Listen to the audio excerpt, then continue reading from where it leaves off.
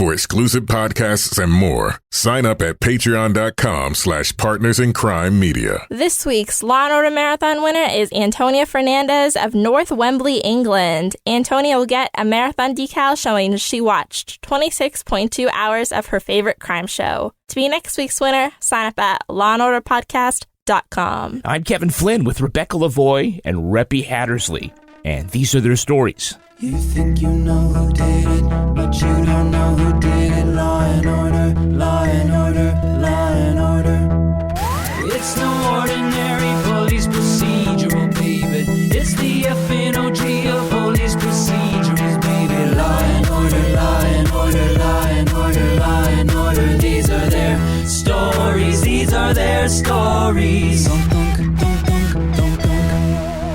Welcome to These Are Their Stories, the podcast about network TV's most enduring crime franchise and the real-life cases that inspired their shows. I'm Kevin Flynn. Each podcast will break down an episode from either Criminal Intent, SVU, or Original Recipe. And today we're looking at Special Victims Unit, Season 11, Episode 14, Savior. What is she going to do when he's glaring at her in the courtroom? I know, but if Gladys screws this up, we don't have anything that connects Skaggs to the murders. So he walks and kills again. Which is why I need you to become Gladys's new best friend. Joining me to do just that is true crime author and the host of Netflix's You Can't Make This Up podcast, Rebecca Lavoie. Hello, Rebecca. Hallowed be my name, Kevin. I always say that around the house. With our foreheads touching. Oh, my goodness. Can't wait to talk about that.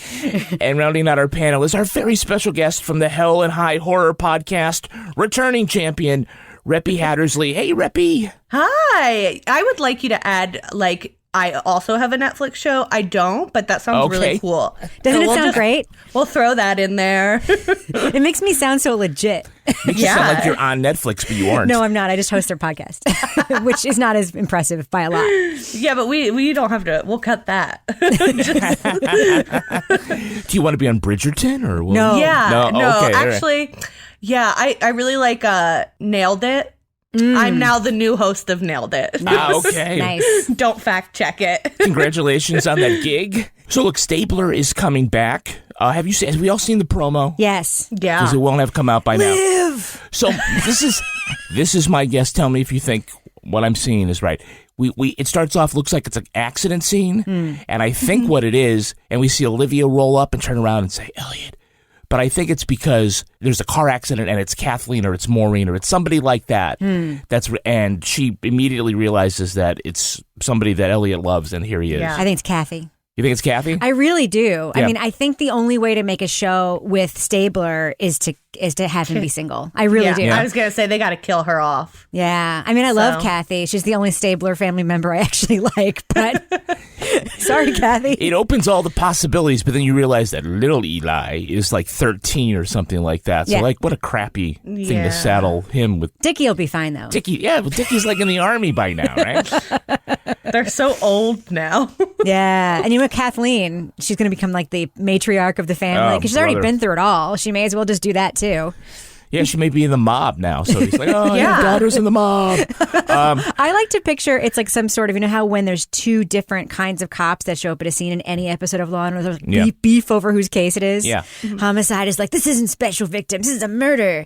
And then Olivia's like, yeah, but there's a vagina involved, so it's special victims. Yeah. I think it's going to be like, I'm just trying to imagine what the fight would be between special victims and organized crime. You know what I mean? She's Italian. I don't know. So, Repy, should Stabler apologize for A, ghosting Liv, B, years of casual police brutality, or C, attacking Offred in The Handmaid's Tale? I think a little bit of everything. Mm-hmm. I think ghosting, though, is so... look, we all knew he was problematic as a cop. Yeah. But Liv did not deserve to have, the only man in her life that was, there the whole time through all the seasons to just be like, okay, bye. And then we're not going to see you ever again. Or it is weird that they would just have no contact. Okay, and this is my retcon, and then we'll move on from the whole shipping thing, is that I feel like the only way that you could really explain I'm not talking to this person for 10 years is if during that summer off, they got together and he was ashamed. Yeah. Well... No? Maybe it turns out he's really Noah's dad. Oh, yes. He got together with Ellie Porter. Oh, God.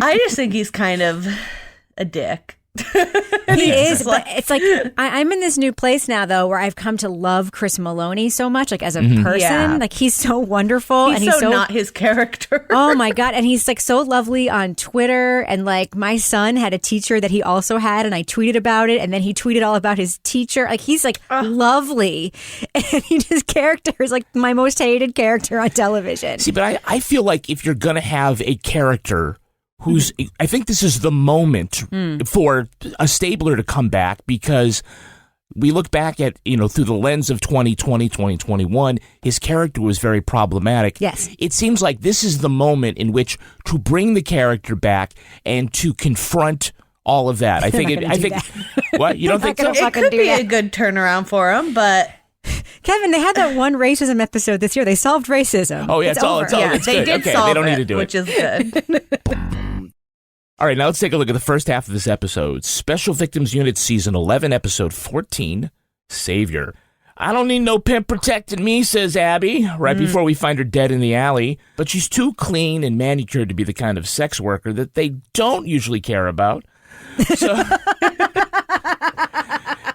she also was discovered with an unusual prayer card, just like the dead, dirty hooker they didn't give a fuck about last week.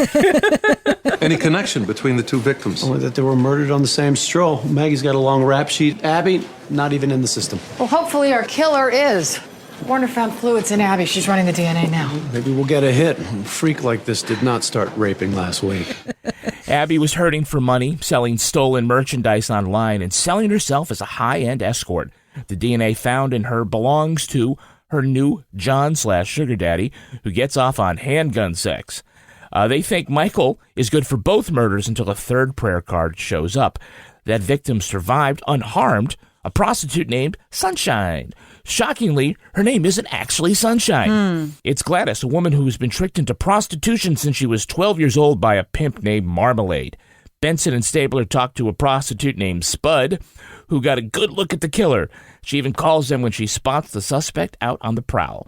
They arrest preacher Billy Skaggs, who says he wants to save these fallen women from Satan. Then, hoping to solicit a confession, Eliot and Billy embrace like they're Greco-Roman wrestlers and they pray together. Olivia brings Gladys in for a lineup and says, it's him, just as Billy approaches the two-way mirror like Father Hannibal Lecter. Freaked out, Gladys runs from the room, falls down the stairwell, and knocks herself unconscious. And when Liv tries to give first aid, she notices Gladys's baby bump. All right, so at first we see Abby meeting with this mysterious John in a car. You got something big for me to play with, baby? Oh, I already see it's out and standing at attention. I think it's time for a 21-gun salute. Just to be clear, that would mean she'd have to suck 7 dicks 3 times. That seems like a lot. That seems like a lot. Or 21 dicks once, I guess. We still get you there. That's a long lineup, though. Yeah. So I'm going to say Elliot's got some really Briscoe-level one-liners this episode. Oh, yes. So they meet Abby's roommate, and she's been snorting the white stuff. What you having with the sniff? I'm not an addict. You just like the way Coke smells? No, she just she likes the way it smells. It's like the way it smells, yeah. Exactly. They go and they arrest Michael, who has a golf simulator in his basement, and he turns to Elliot with the golf club. Whoa, what's going on? Drop the club or I'll shoot a hole in one. And then he confronts Michael with the DNA results. I don't know her either. Your penis does. Your penis does. See, I'm starting to think that Elliot is like a happy-go-lucky cop until he grabs the guy and shoves his face into the autopsy photos of the hookers that he did not kill. Sex workers. It's 2011, Rebecca. That's right. So we're going to anachronistically just like call him what way they called him on the show. Hey, I can't turn back time. You're right, you can't. Yeah, hookers is also such a weird term because it just reminds me of fishing. Yes. So it's like, why that word? Exactly. Because of General Hooker from the Civil War, the prostitutes would follow the army along. Are you serious? No, I'm absolutely serious. Really? That's where the term hooker comes from. Oh my God. Huh. Yeah, it was a guy's name. Oh my God. He wasn't a hooker. He was a hooker, capital H, but he wasn't. It's like when that guy Crapper invented the Thomas toilet. Crapper, yes. Exactly. Now, look, I'm never gonna call a woman a prude. I mean, not in real life. I'm a fictional woman on TV, maybe. 100% you can with this one. So Michael's wife, Sarah, she's not crazy about the fornication, apparently. Yeah. Lately, he's been wanting me to do things. Bedroom things? He bought me these clothes. Said he wanted me to be his little whore. He gave me underwear with a hole in it. Crotchless panties. Well, they're disgusting. Okay? Sex is only for children. It's only for children. That's the only reason.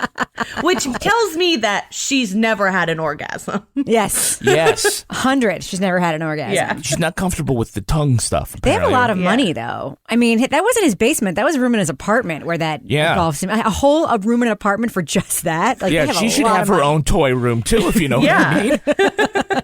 The whole thing about, the underwear with the hole in it, what is the point of crotchless panties anyway?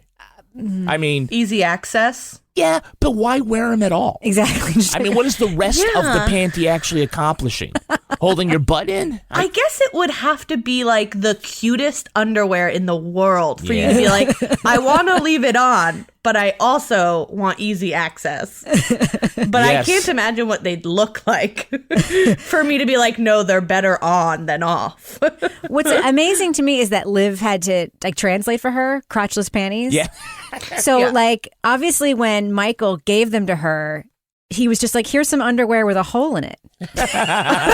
Or maybe he said nothing. He was just like, here's some underwear. Here's some Fruit of the Loom for you, I swear. Do you think when he gave his wife like a dildo, he was like, here's a rubber thing shaped like a penis, so that later when she went to the cops, she would have to say, he gave me a rubber thing shaped like a penis. And then Olivia would have to be like, you mean a dildo? Would she go like, well, was it battery operated? Because that's different. What color was it and how big? That's right. It was neon purple. All right, let's talk about the cast. Okay. It's our very special guest star, Ms. Mischa Barton. She's playing sex worker with a heart of gold and a stomach full of embryo, Gladys Dalton. He said I was his hoe now, and if I was gonna have sex, why not get paid for it? So what do we know her from? We know her from The OC, and we know her as the dead person from, spoiler alert, The Sixth Sense. The dead kid. It's been 20 years. Spoil all you Spoiler want. alert. But mostly we know her from The OC. She also, interestingly, appeared as herself in this recent season of The Hills, the reboot of The Hills. She appeared as herself, as Mischa Barton, a character in The Hills, which made me watch some of the show. Not going to lie. Love Mischa Barton. Well, Mischa's had a kind of a rough time of it lately. She got dumped from the OC reboot. Right? Went on, they didn't have her come along. She sued her mother for defrauding her. She was on Dancing with the Stars and complained that she wanted to design her own costumes and they wouldn't let her. So she kind of gave up on the dancing part.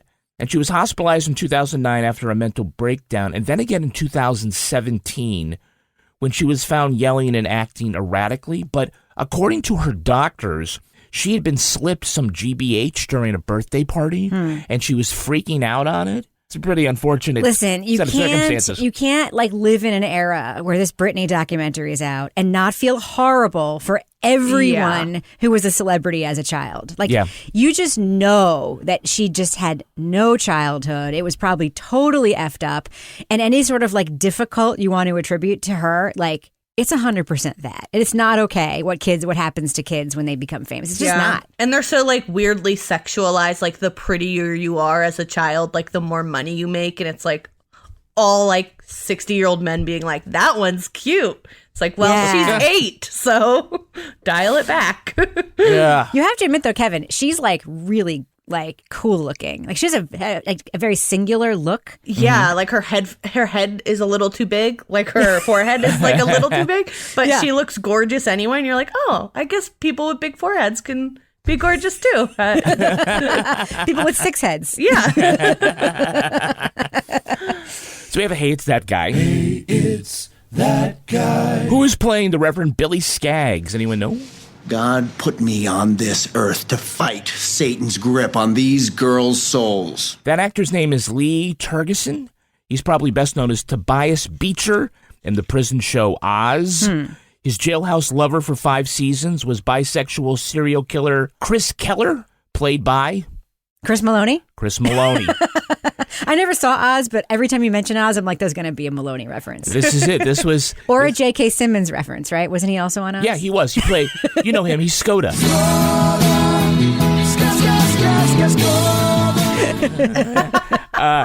Well, there's a bunch of, Law and Order folks that were on that. B.D. Wong, Dean Winters. They were on Oz until 2003. That's 4 seasons in SVU. Wow. Catherine Irby did double duty there, as well as J.K. Simmons.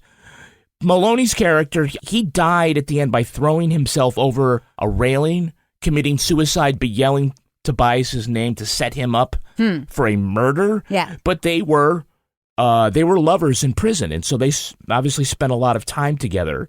So they asked Lee, who's the better kisser, Maloney or his wife? Who asked that? Well, somebody eventually would have to ask, right? But you're making it up. No, I'm not making it up. He said, definitely Maloney. When I kiss my wife, I don't see any cash. We have some repeat offenders. Repeat offender. There's Delaney Williams, for the first time playing asshole defense attorney John Buchanan. I like him. John Buchanan. I represent Mr. Skaggs. And we also see Elizabeth Marvel, her one and only appearance, not as Shark Rita Calhoun, but as Dr. France. Bottom line, at the very least, she's going to need multiple surgeries and months of care in the NICU. But let's go back to the rest of the cast. Does anybody recognize the judge? No. I'll review the witness statement, but the defendant is remanded without bail. That's Tanya Patano. She's best known as Mary Louise Parker's pot supplier in the show Weeds. Never saw it. Never saw it. Remember how quaint it was when dealing drugs was illegal? I hated her character so much on The West Wing that I could not follow her over to anything else, not going to lie. Well, then that's why you don't get to recognize that, hey, it's that girl. How about Lynn, the coke-snorting roommate? Anybody know? Well, when she heard that our former governor was paying girls $5,000 an hour for sex, she said, I could do that. And I said, so long. That's Brenda Wool. 3 Law and Order appearances. Rebecca, you will remember her from Unreal. She was the contestant who was secretly gay. Oh my God, I can't believe I didn't recognize her. Rachel was going to out her on The Suitor. I can't believe I didn't recognize her. I loved that character on Unreal. And then they went home to her little country bumpkin farm. Yeah. And then the show outed her to her parents. It was not good for her. Who is playing low-rent Jim Gaffigan and college stoner Mark? We were studying for finals. Henry Zabrowski. That's right. It's Henry Zabrowski. We know him as the host of The Last Podcast on the Left. Really? Yeah. Good for him. I saw him and I was like, is that who I think it is? And it was mind-boggling. I called my husband in because he loves Last Podcast on the Left. I was like, come look who it is. And he had no context. So he was like, oh no, he's not the rapist, is he? And I was like, no, I don't think so. Repy's got to be your Patronus, right? I mean, crime and horror and everything. It fits in with what you love. Yeah, love him. He's great. And by the way, there's not a lot of people who could spot a podcaster in a TV show. So good for you. I thought I had you. But this one, I think I'm going to get everybody on. Really? Yeah. Okay. Who is playing the prostitute named Sassy, Spud's friend? Sunshine needs to keep her big mouth shut. Ain't that right, Spud? Yeah, who's playing her? Who's playing her? Yeah. That's Sasha Toro. You know her as the voice of Backpack on Dora the Explorer. Shut the fuck up. You're right. I do know her as that. Me and all my Dora days. Backpack. Yum, yum, yum, delicioso. Oh my God. Does she not tell people because she'll immediately be punched in the face when she don't know. It's worse than being the voice of Caillou. Yeah. No, it's not. It's actually not as bad as that.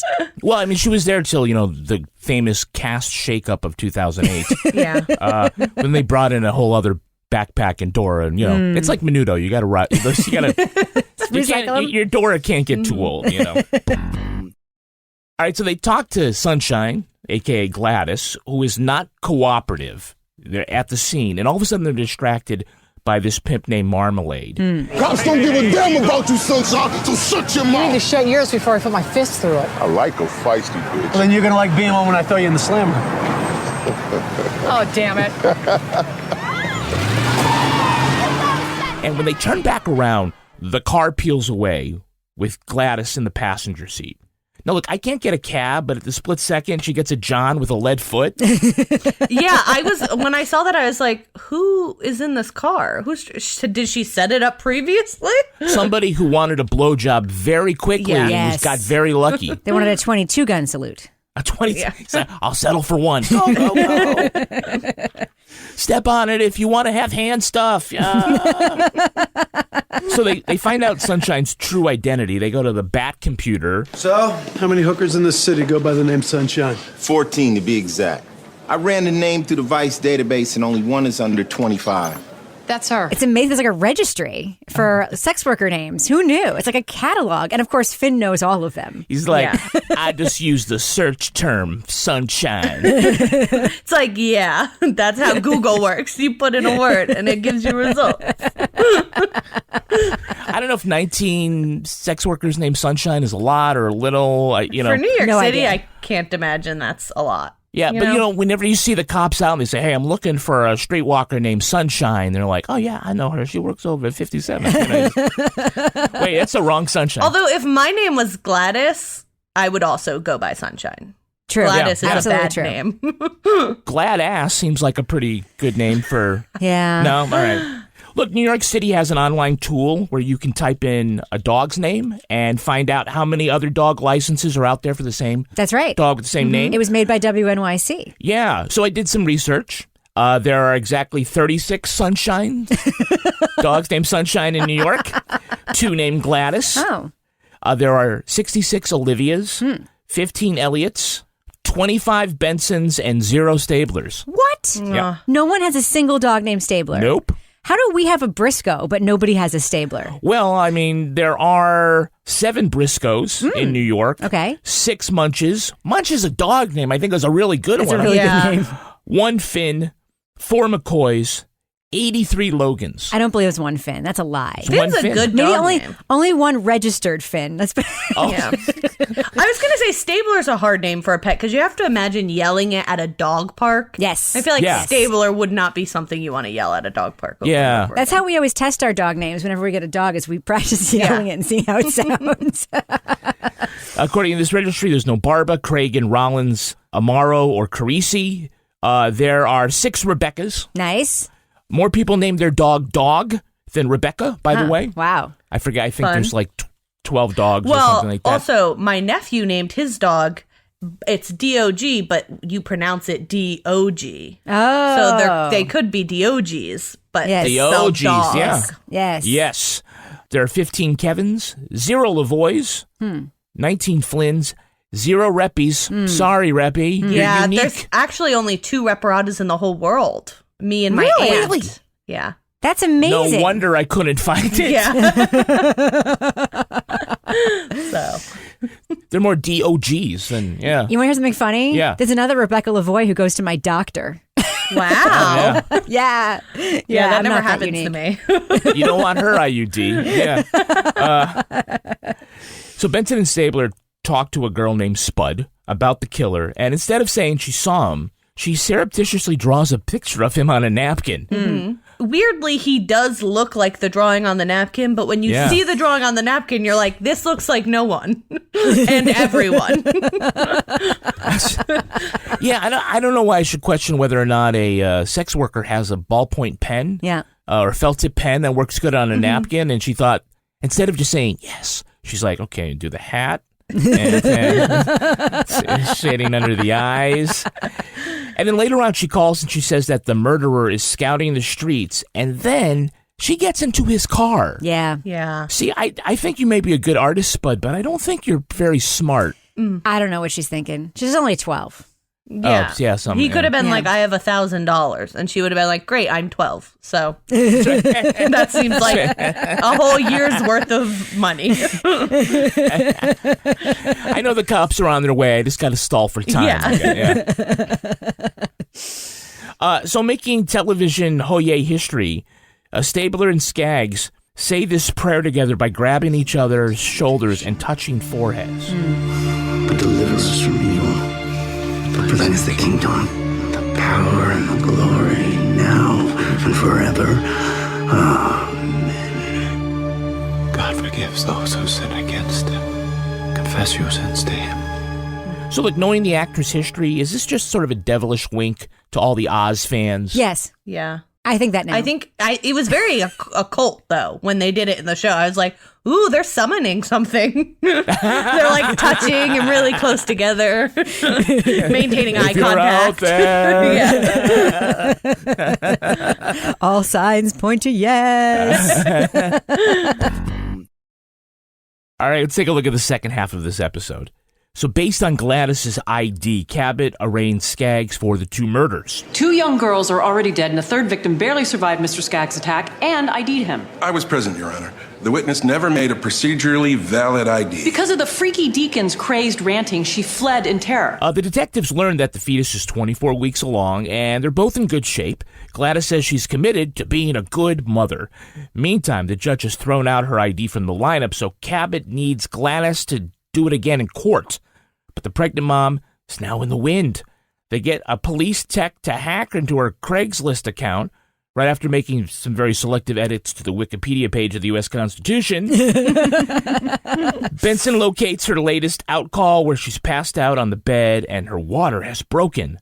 The doctor says the baby girl is less than a pound, has severe birth defects, and may not survive even with the highest level of medical care. And just because they're little gossipy hens, Liv says, you know, this baby might be better off passing away. While Eliot says, of course you'd say that, you barren, ignorant slag. Typical Catholic. Gladys refuses to leave the baby's incubator, even to testify against Skaggs. So Cabot says, hey, delete that whole Constitution page. Arrest her for prostitution so we can drag her ass into court.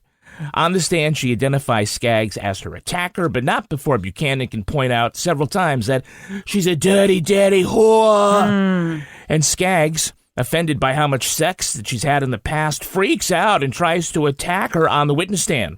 Discouraged by the sudden realization that, yes, she's been a prostitute for the last 10 years, Gladys gives power of attorney over her baby to Olivia. She rushes to the hospital to find the infant is having a medical crisis. The episode ends with Liv asked to make an immediate decision on whether to save the child or let her die. Fade to black.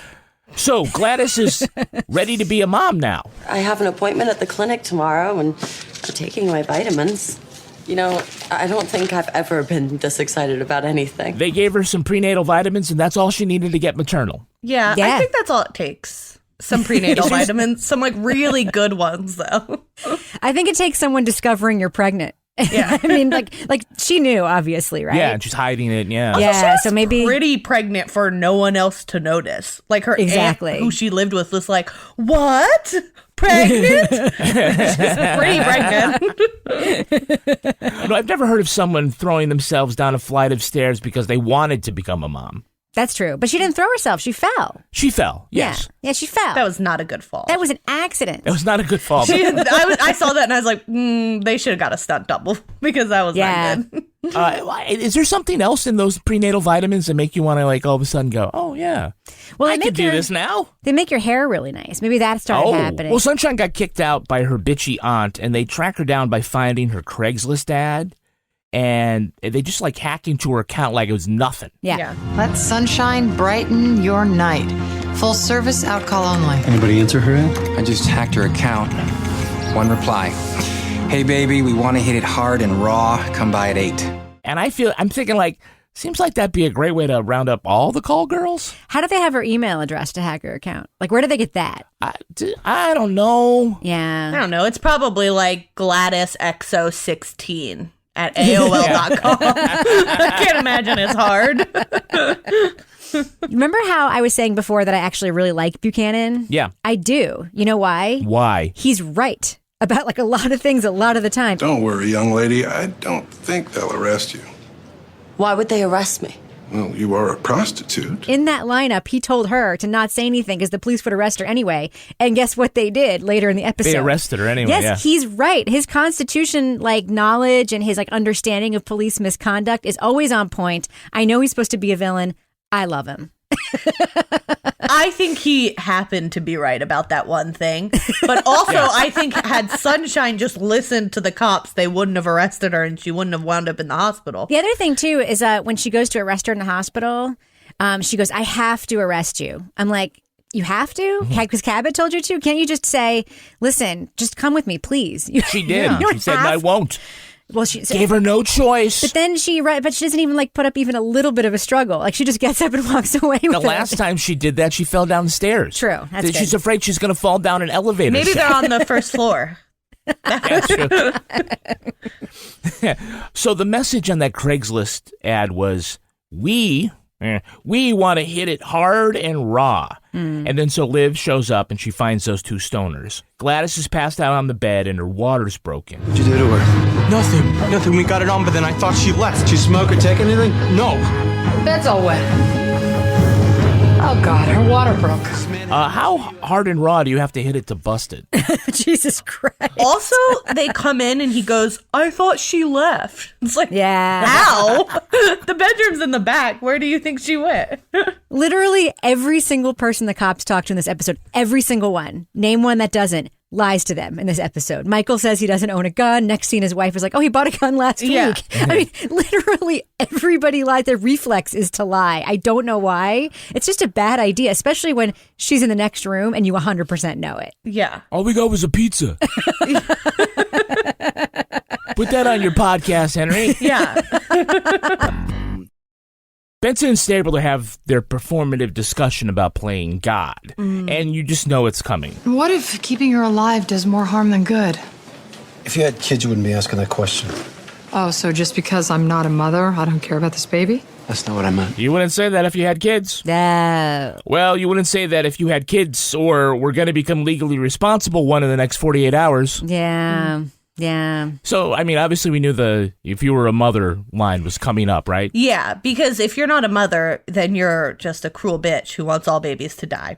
That's what he's You're implying. just ignorant. You're just ignorant. You don't get it. You don't get it. You wouldn't say that if you weren't a dick, Elliot. Yeah. Like, There's that too, yeah. I always think of the comeback that she should say, like the Costanza style, or the jerk store called and they're out at you. Yeah. I always think of it like in the next scene, and I'm like, no wonder she couldn't think of it in the moment. Even I couldn't think of it in the moment. Oh. She was too dumbstruck by his dickishness. So should we workshop this? Should we try to figure out like what a good Olivia comeback line should be for that? Workshop it? What would you say? I'm gonna throw it at you. Let's forget like, that years later she adopts somebody. Yeah. But like in that moment, Kevin, yeah. You wouldn't say that if you had kids. Yeah, well, they're not really yours, Elliot. Your wife's a whore. What? Does that work? No, that's not funny? No. Okay. You're also dissing Kathy for no reason. Don't drag Kathy into this. Kathy would never accept your seed.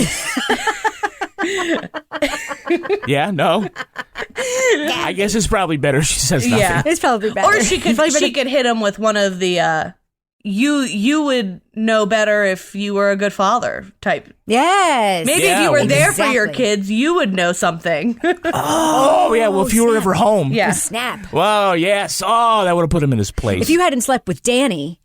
Oh. He didn't, though. He wanted to, though. No, they did it. They didn't do it. They did it. I'm going to go check the Wikipedia Go page. check. They did it. You know that if I'm wrong, I'm just editing this out. They did it. Update, I checked. They didn't do it. And then he gave Kathy shit asking her if she slept with anybody. Remember that? He was a hypocrite. Poor Kathy.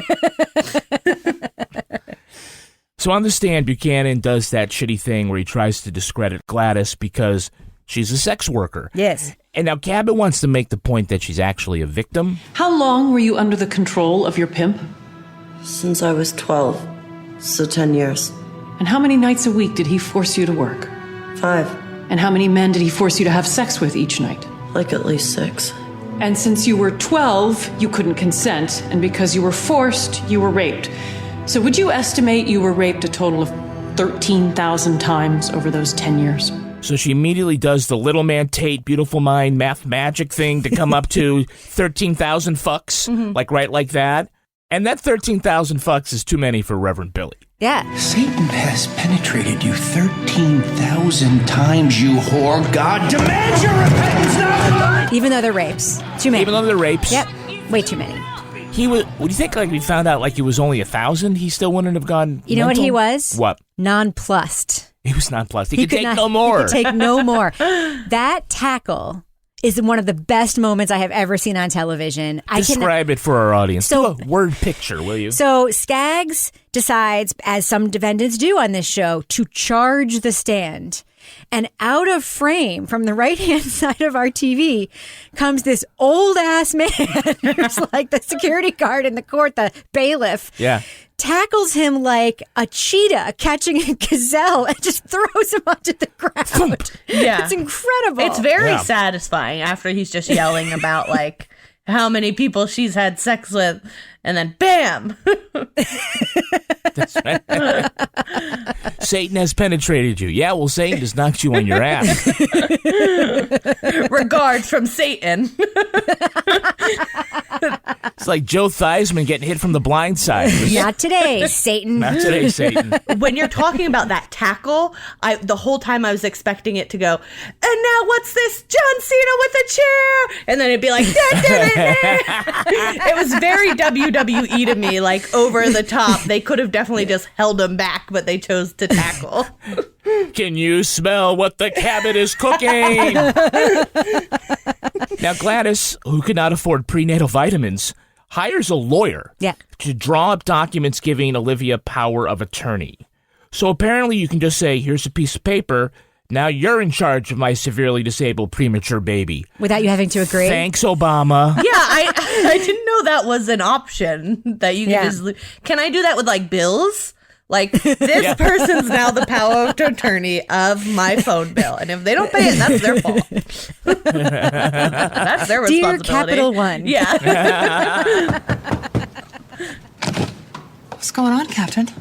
A lawyer just left this for you at the station. Thought you'd want it right away. People are just able to, not only in this era of SVU, but also in the present day, just go knock on Olivia Benson's door. Like, there's not even a buzzer on her building. Like, she's a cop. What the hell is going on? No doorman, no buzzer? No doorman, no buzzer, no nothing. Like, Cragen is just able to show up at her house. I think Cragen knows that the key is under the mat, and he just goes in. Cragen did that thing where he was holding a pizza box and just, like, had somebody let him in. I think we have to assume, Repy, somebody was coming out. Yeah. And he's like, hey, I'm going in, and it was just, his timing is He's perfect. like, oh, I forgot my key. And they're like, oh, whatever. Okay. No wonder Lewis was so successful. Yeah, no one have to buzz anybody in. Yeah. But then at the end, we see Liv go to the hospital, and she's faced with this choice. I'm glad you made it. We don't have much time. What's wrong? The baby's brain is bleeding. We need your permission to operate immediately. Well, what are her chances if you don't? Not good. And if the surgery's successful, she could have brain damage for the rest of her life. What do we think she did? Break the baby's neck. I don't know. She went honestly, over like $1 million baby eater.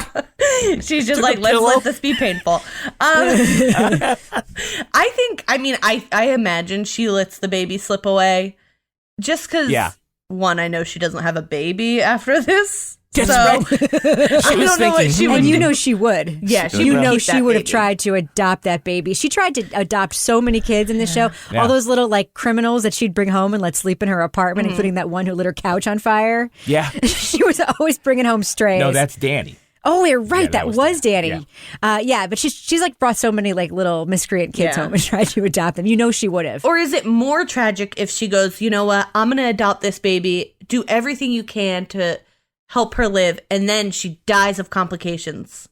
Right. And it's not her choice. Olivia has to pay the bill because she's power of attorney now. And have a funeral and deal with the grief because she's just been like, you know what, now I have a kid.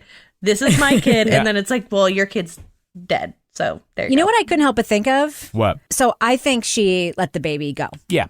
And then later, she's all shitty to Barba for letting the baby go. Although, to be fair, he did put his hands over the baby's face. He did switch the thing off, yeah. But it's essentially what he did, right? Like save the baby from a life of pain or whatever. Yeah. Hypocrite. Yeah, well, I mean, also that his baby was just sort of lying there. He wasn't having a brain bleed, and they're trying to, you know. It wasn't like a make the decision right at this moment or they die or whatever. God, we sound so callous. Should we remind the listeners that we're talking about a fake baby? Fictional baby. That's right. If this were your child, we would have completely different conversations. But also, in real life, I have no idea what I would do. That's right. You got to remember, that was a rubber doll with a CPAP mask on it. I just imagine like someone who's never heard our podcast before, like walking in on their husband listening just to this part. And I'm like, break the neck. What the fuck are you listening to? This week on Euthanasia and You. Well, let's take a look at the real-life story that inspired this episode. It's time for Rip from the Headlines. You think you know who did it. You think you know who did it. But you don't know who did it. You don't know who did it. Rip from the Headlines. A minor plot point for this episode comes from the prostitution scandal around former New York Governor Eliot Spitzer. In 2007, a bank flagged several suspicious wire transfers from Spitzer's account to an offshore holding company. Federal authorities began surveying the governor, suspecting a corruption scheme.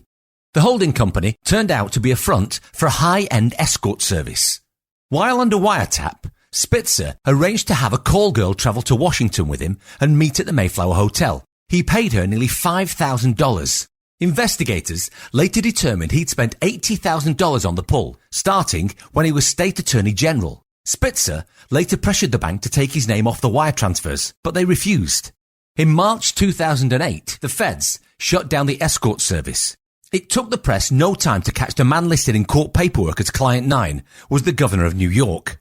3 days after the New York Times reported he'd used campaign funds to pay for the hotel rooms, and facing threats of impeachment, Eliot Spitzer resigned. The Justice Department closed its investigation without charging him.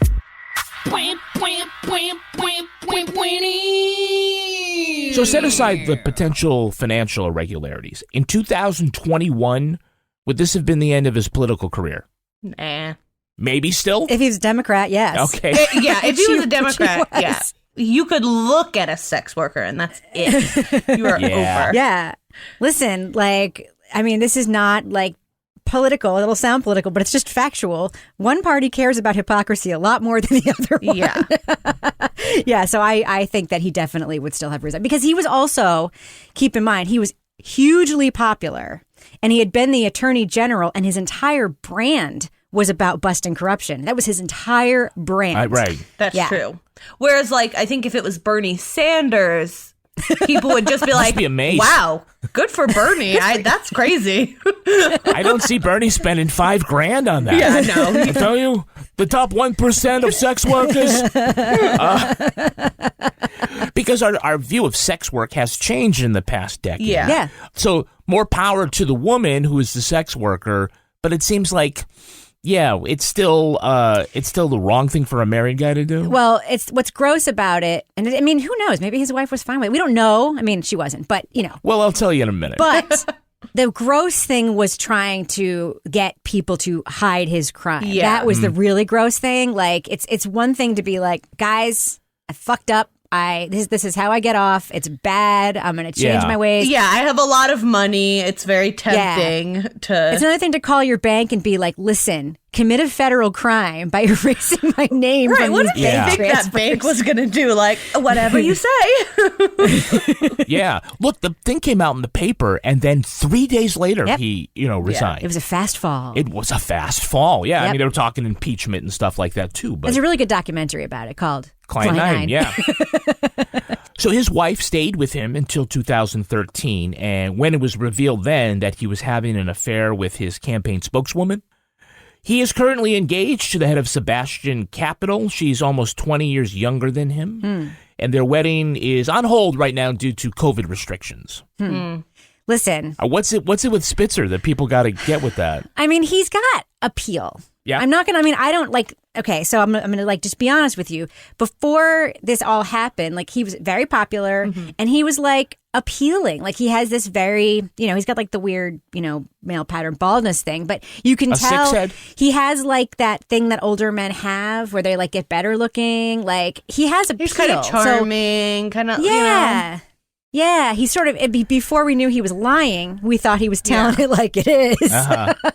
So, I do, I just sort of generally have issues with men who marry women decades younger than them. I think there's just a weird power dynamic situation there. So I'm kind of glad the wedding's on hold. Maybe she'll come to her senses. But, I do kind of get why women like him. I'm not going to lie. I mean, he's not a troll. He's not like Giuliani-esque. Yeah, I was going to say, as far as a politician goes, he is pretty up there in attractiveness and like charmingness. He's not... Yeah, he's not marrying his cousin. Yeah, right. Exactly. So the sex worker, I think she went by either Kristen or Tiffany or something like that, but her name was Ashley Dupree.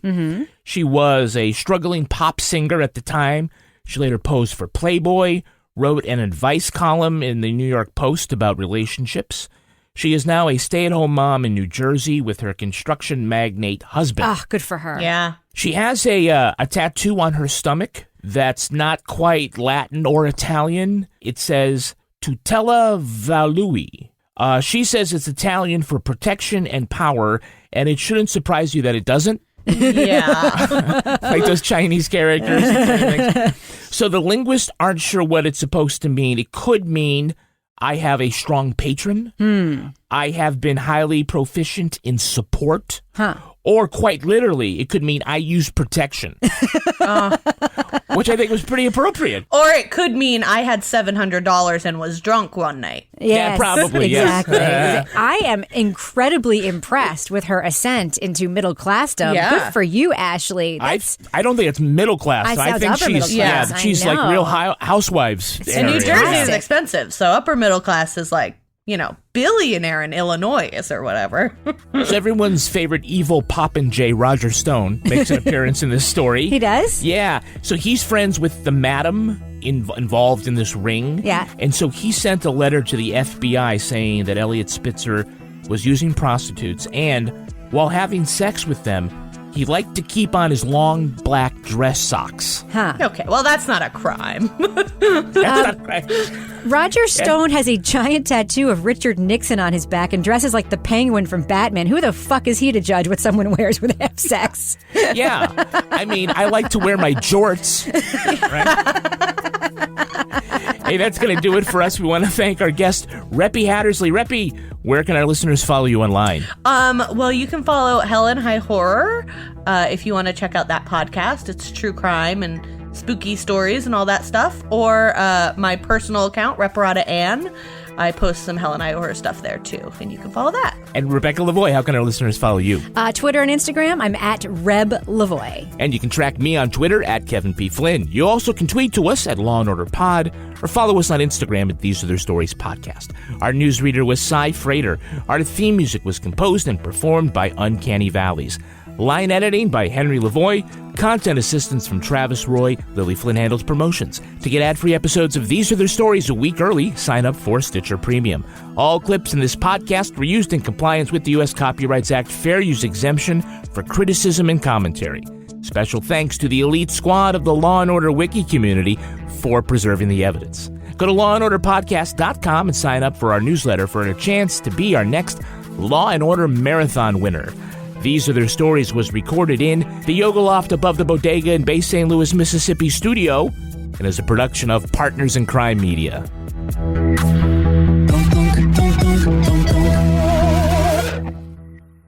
Partners in Crime Media.